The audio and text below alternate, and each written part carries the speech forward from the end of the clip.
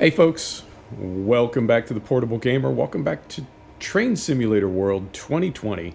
And welcome to the BR Class 3-1 DLC. We're in Tees Valley. Well, we're in the Tees Valley DLC. We're in the Darlington Station, I believe. Yeah, and this is the Cement Circle scenario. It's the first scenario for the BR Class 3-1. And I started it earlier, and there was a long part in the middle where we needed to walk down a platform. And it was, not ideal. Not ideal. Now this I'm also struggling with because we can't quite get in there. So what we can do is hop down here, very carefully, going this way. And I believe they've added an animation for climbing up the steps. I like that.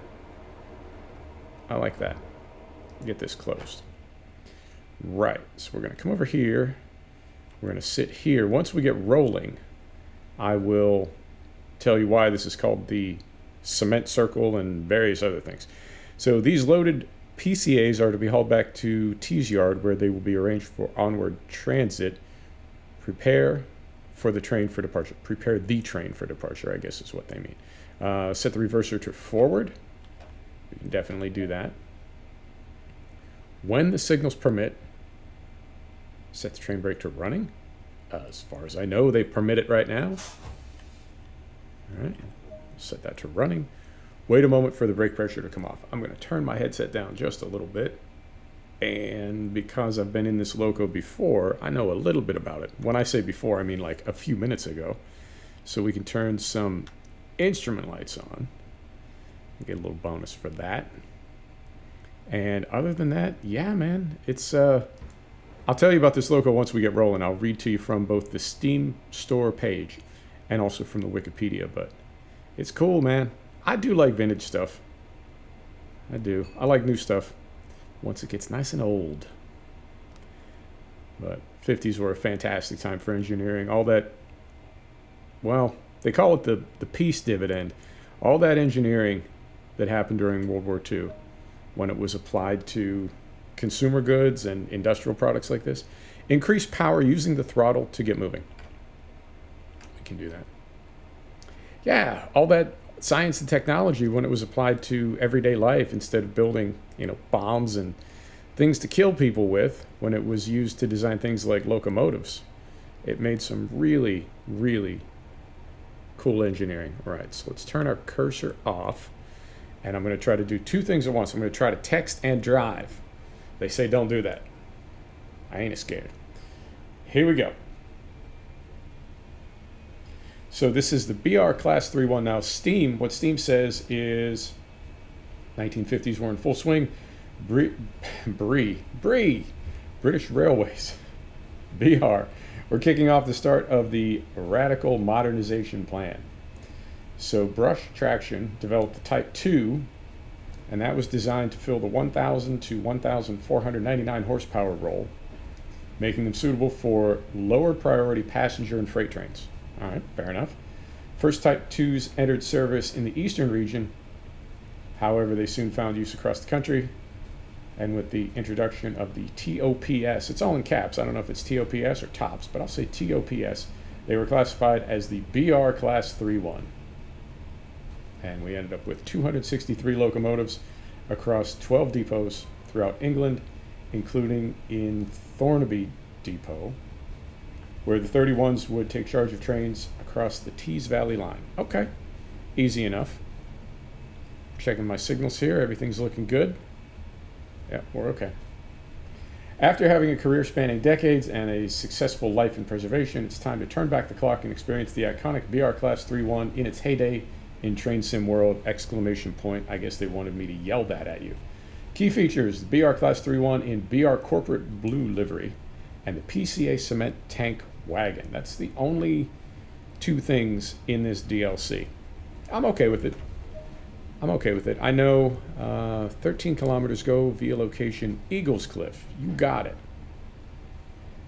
And I think we're okay on speed limit. Yeah, we're okay. Being careful here. And then from the Wikipedia, This is for the nerds, and believe me, I count myself among you. I can definitely geek out on things like this. So diesel electric, built by Brush Traction from 1957 to 1962. A total of 263 were produced. Bump the throttle up a little bit here. Let me see. Minimum curve was 4.5 chains, or 300 feet, or 91 meters. 42-foot 10-inch wheelbase, or 13.06 meters. 106.7 long tons. Prime mover was the Merleys JVS 12T, and when they were rebuilt, it used the English Electric 12 SVT. Let me see, maximum speed 80 miles per hour, and that's for the earlier serial numbers, and then for the later serial numbers, 90 miles per hour.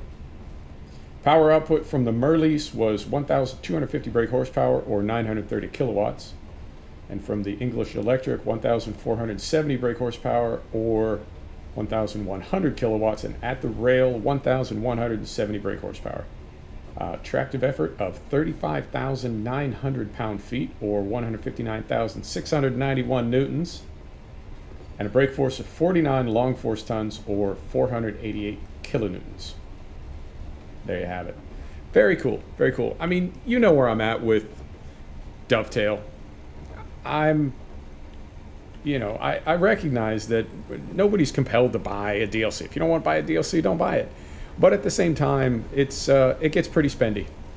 It really does. And this one in particular, because you've got to have the Tees Valley DLC to run it, if you don't already have Tees Valley, to drive this one loco is going to cost you 50 US. I don't know, man. I don't know. That can get pretty steep. But like I said, it's up to you. It's your choice. But yeah, I'm really enjoying the quality that Train Sim World seems to have. I don't know. They're kind of upping the quality. It looks like the past 6 months or so, the past couple patches, and the past couple DLC, they continue to optimize the game. I have no doubt of that, because I see my frame rate pick up every time I get a new DLC. Every time I fire up the game, I see the FPS pick up, even in yards. So they're doing good things, and they're making a good product. I guess they're just charging so much for it. But what are you going to do? There's always something to complain about if what you're interested in is complaining. So we'll try to be positive, and let's hop out, do some third person. We'll go right out here, and I'll very carefully pivot this around. Yeah,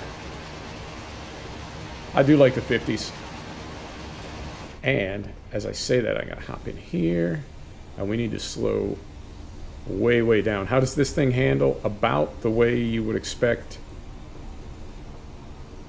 a cement train to handle in the 1950s. Come on.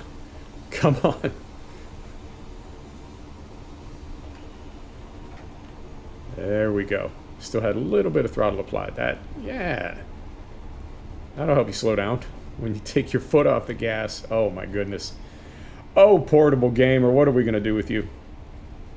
And then, of course, very slow response for the brake pressure to come off. But I think, if we can get that pressure down quickly enough, we won't come to a complete stop. Yeah, I think we'll be all right. I think we're going to stop in time. Well, we don't even need to stop. We just need to slow down. Yeah, all these locos handle so differently. I do like that about the sim, that they're all very unique. The one that I cannot get a handle on is the one that has the 4-speed transmission. Yeah, not used to that. Not used to that in my trains, but what can you do? Right, so we'll bump it back up to 48. Fortunately, we're not trying to do that on a hill.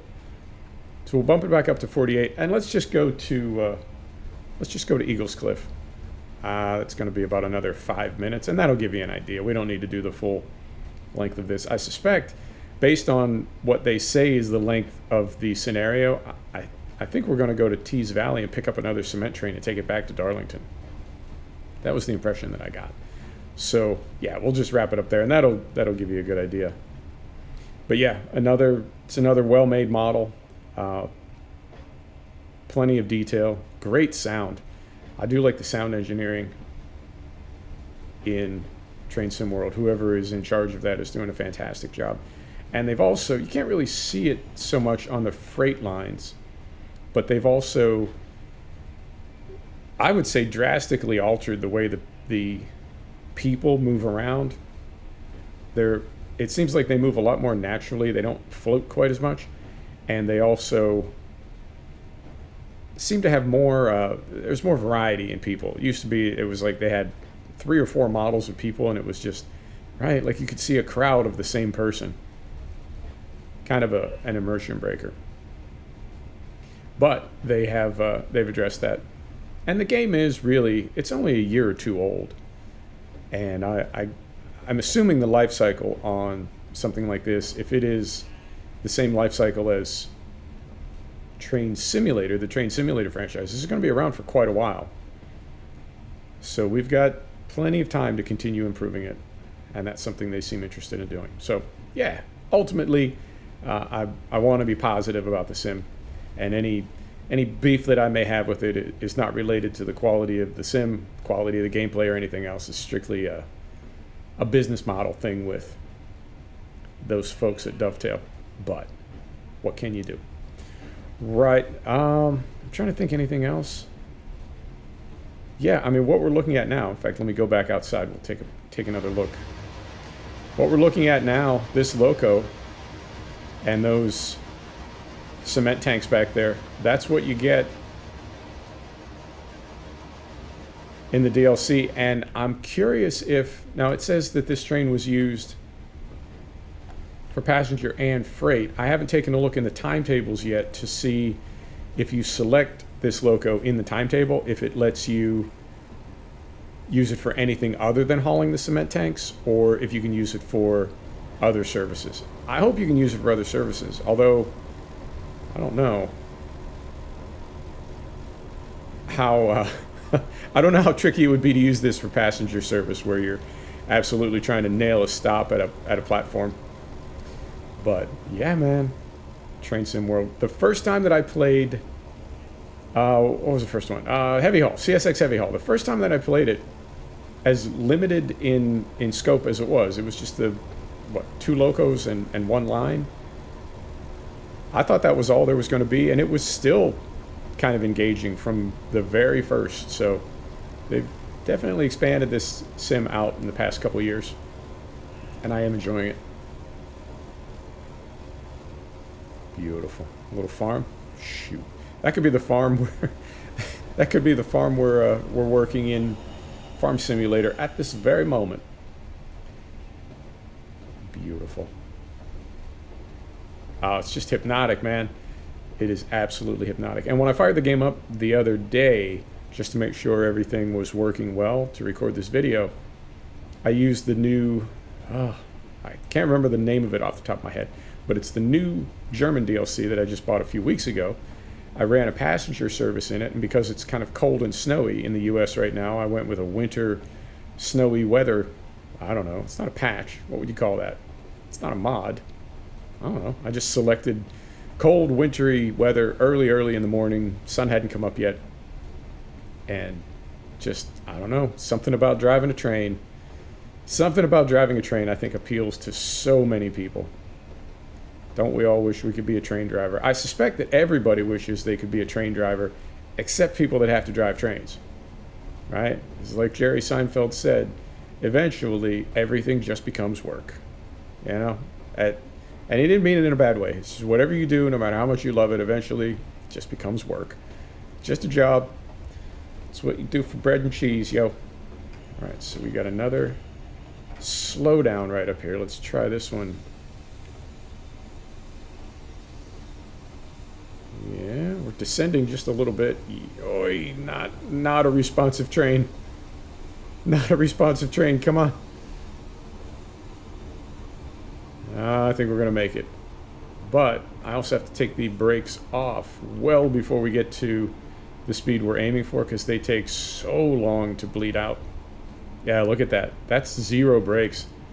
I actually could have released those really right after I applied them, because we're going to lose about 20 kilometers an hour. Well, I mean, we've got another speed drop after that one, so we'll be okay. But I feel like it takes longer for the brake pressure to bleed down to 0 than it does to slow the train down. Interesting. We're out on time. We're at 15 minutes. You know what? You want to go a little longer? I'm enjoying driving this train. I'm enjoying talking to you good folks. So let's let it roll a little longer. And we can make sure all of our brakes are completely off. Bump the throttle back up. And we're going to try to get to 72, but then shortly after that we can get back up to almost 100. Let's see how we do. And we go after Eagles Cliff. Take a look at the map. I believe this is Eagle Cliff here. How far are we going? I mean, I think we've got a ways to go after this. Maybe we will just go to Eagles Cliff. Eagles. 2 Eagles. Eagles Cliff. Multiple Eagles. Okay.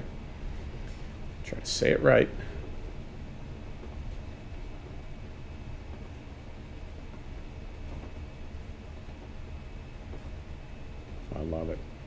I love it. Yeah. Thinking back to CSX Heavy Haul, I would never have imagined we'd be driving a vintage British loco through the countryside. You know, after having driven a contemporary American diesel electric through Maryland. Would you ever think? Curious what comes next. I don't know. Steam. A lot of people asking for steam. And who knows? All right, now we got this. No, not emergency, just a lot. There we go. That's what I'm aiming for. We got to get it down to 40. Come on. But I'm going to actually release the brakes now. We're going to try to land on 40. You know what I mean? Yeah, see, even then, even releasing them that early, we're still going to end up way under where we intended to. All right, Stockton Cut Junction. You want to go another 3 kilometers? Yeah, let's do it. Let's do it. All right, and now we can go 100 again. All right. We're actually going to aim for 80, because before we get back up to 100, you know what I mean? And they bounce you all over with the speed limits. I guess that's a real thing. And I guess if you drove this route enough, multiple times per day, like they're talking about with this cement circle, hauling the tanks back and forth all day, I suppose if you did that several times a day, you would know where these speed limits were and how to anticipate them. And you know what I mean? You'd nail it. You know you would. Let's go right out here. Beautiful.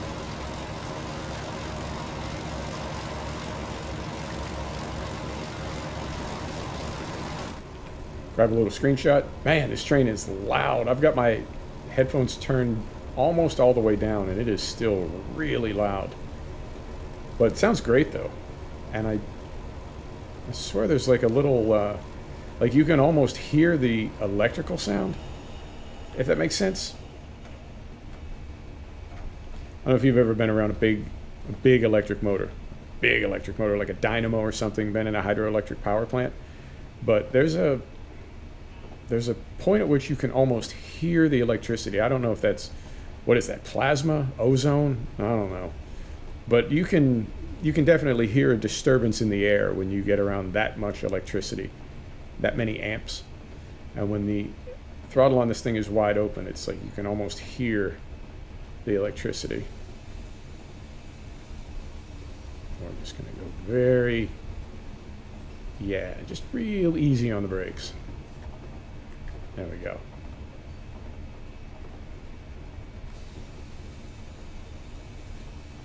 right, so we're going to Stockton Cut. All right.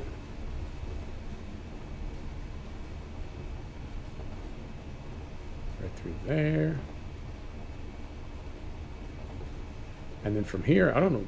I guess we're going all the way back to Tees Valley. Yeah, we were in Darlington. So we want to go back to Tees Valley, but I don't know how far it is. I haven't spent that much time on this DLC. All right, so I'm going to release. We're at 70 now, aiming for 48. I'm going to release the brakes there. And we are going to miss 48. We're going to be speeding a little bit when we cross over there, but let's see if we can land on 48. No, not really. Not really. We needed a bit more.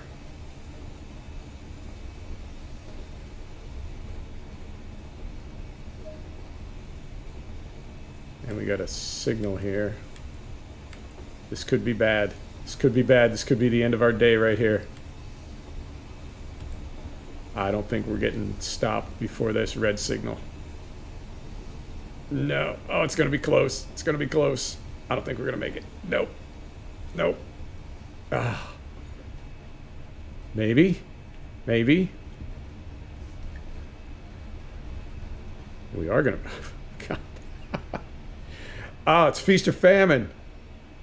Well, we did manage to stop before we hit our signal. But it's way up there. Hang on. Give it just a little...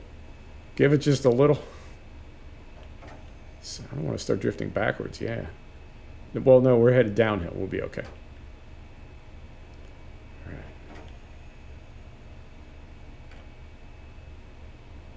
Come on. Waiting for the brake pressure to come down enough to let us move at all.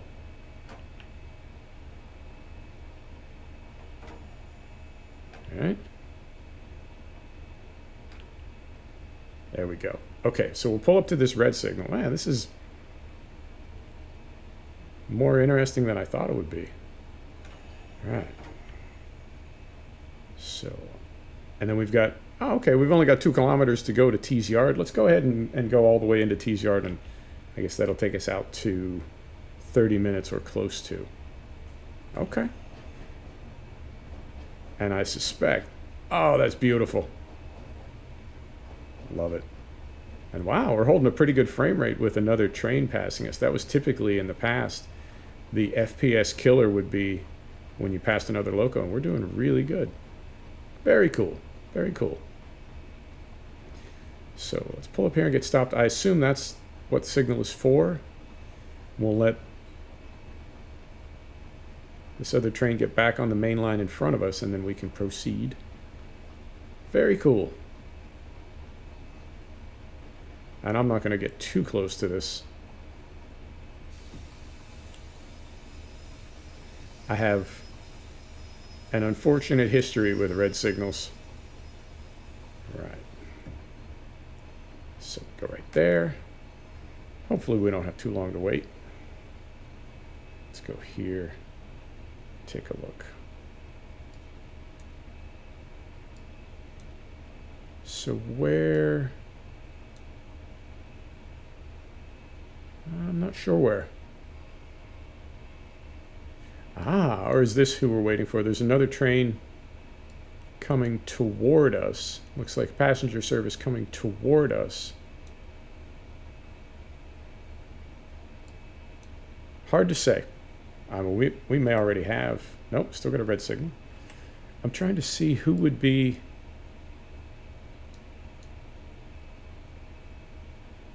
I think it's the freight train that just went past us on the left.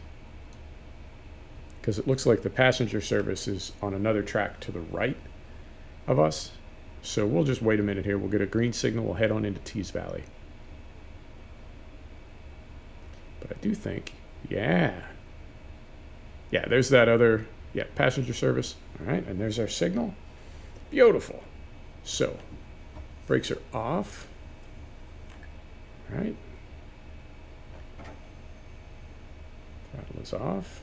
I think I may have actually had a throttle setting while we were stopped. That's probably really not good for the train, eh?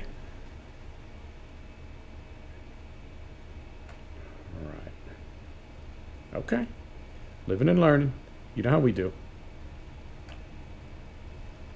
So we get this going.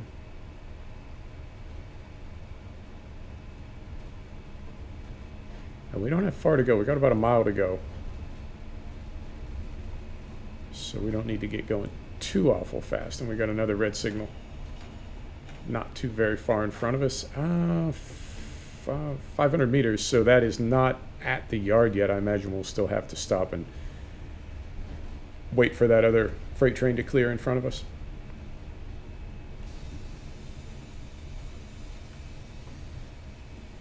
Remember to throttle all the way down this time. And we may, with him, I assume, picking up speed, we may be able to just time these red signals all the way into the yard.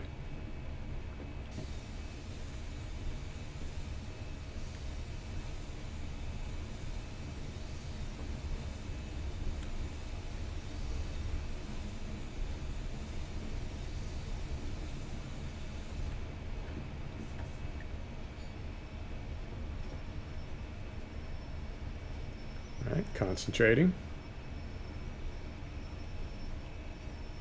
Yep. All right.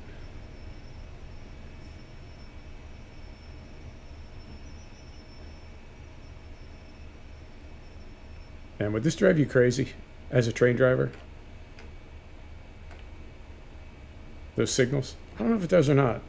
I mean, I imagine if it's something that bothered you, you would realize fairly quickly you were in the wrong line of work. And that maybe, you know what I mean? Maybe you're not quite cut out for this. But I'm guessing that even if it was something you were okay with, there would be days where it's just, you know what I'm saying? With the signals. Yeah,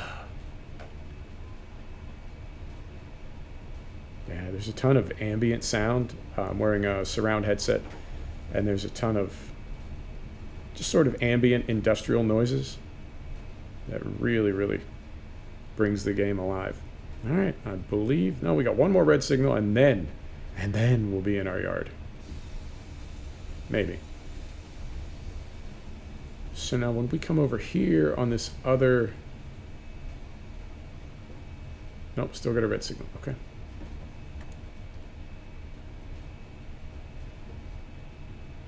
What are we at on time? 27 minutes, perfect.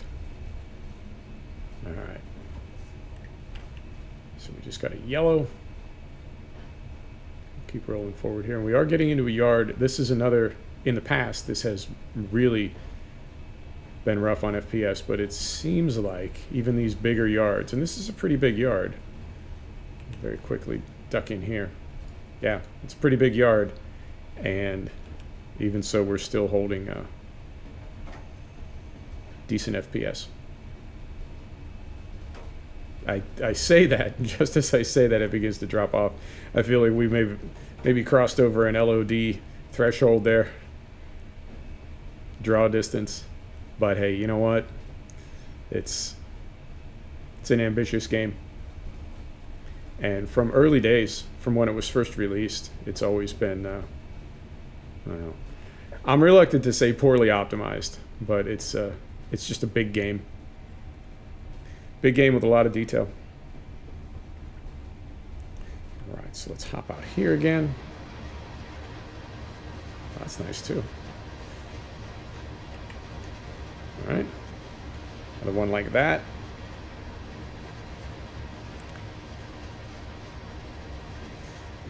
Starting to pick up a little speed. So we'll slow this down.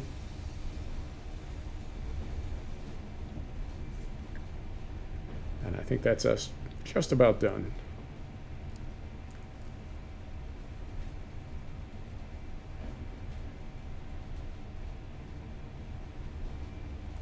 Let me ask you this. Here's a question for you. If you're a rail fan, those hoppers over there look awfully contemporary. Were those around in the 50s? Because they look, you know what I mean? They look, it looks like a kind of a new design. I was curious if Tees Valley was all old school or if there was anything more modern on there. Unknown. Guess I can look that up. Yeah, I'll check the Train Sim World forums when we're done here and see. All right, so just a little bit of break and we'll get us slowed down here. Get it parked, and yeah, that's us done. Fantastic.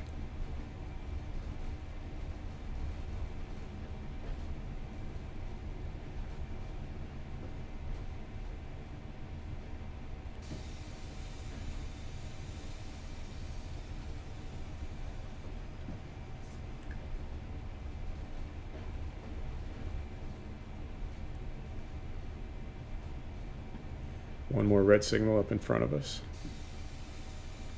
All right.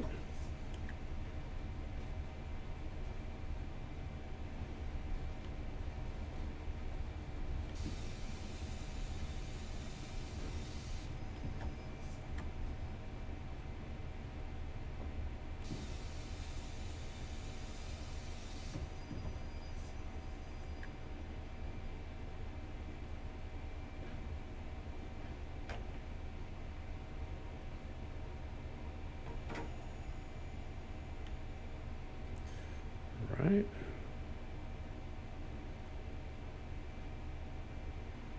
How about right about there?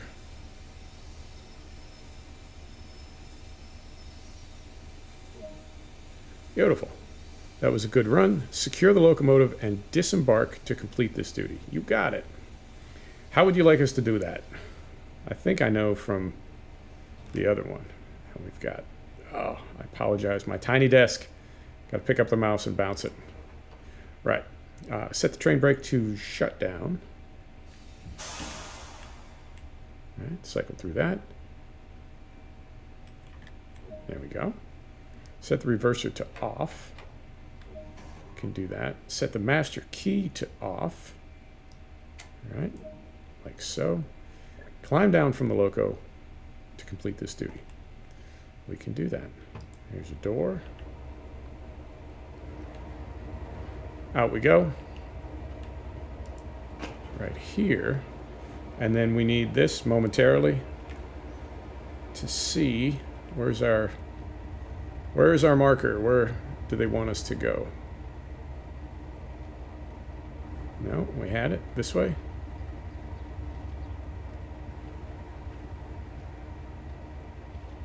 Nope. This way. Yep. I need, give me the, there it is. Thought I did that. Right. So this ought to be the end of it right here. There we go. Fantastic. There you have it. Hey, I earned a gold medal. Yay me. Folks, thanks for stopping back to check out the Portable Gamer. Thanks for joining us for another episode of Train Sim World 2020. This is the BR Class 3-1 DLC and the Tees Valley DLC. We'll see you next time. Take care now.